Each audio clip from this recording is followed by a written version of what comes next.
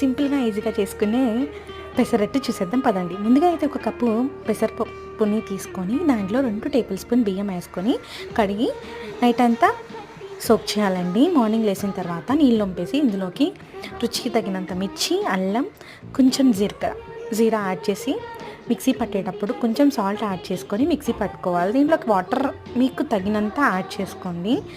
ఈ దోశ చాలా అంటే చాలా బాగుంటుంది. రొటీన్గా తినే దోశ కన్నా ఒకసారి ఇది ట్రై చేయండి. కొంచెం బేకింగ్ సోడా యాడ్ చేశాను నేను, మీకు ఇష్టం లేకుంటే మీరు స్కిప్ చేయొచ్చు. ఇది టోటలీ ఆప్షనల్ అనమాట.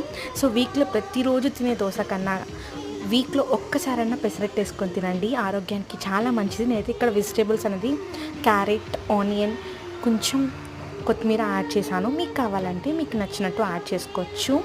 చాలా క్రిస్పీగా చాలా ఎమ్మీగా ఉంటుంది. మీరు కూడా ఒకసారి ట్రై చేసి ఎలా వచ్చిందో నాకైతే కామెంట్ చేయండి. అండ్ సబ్స్క్రైబ్ చేసుకోకుండా మర్చిపోకండి. Take care.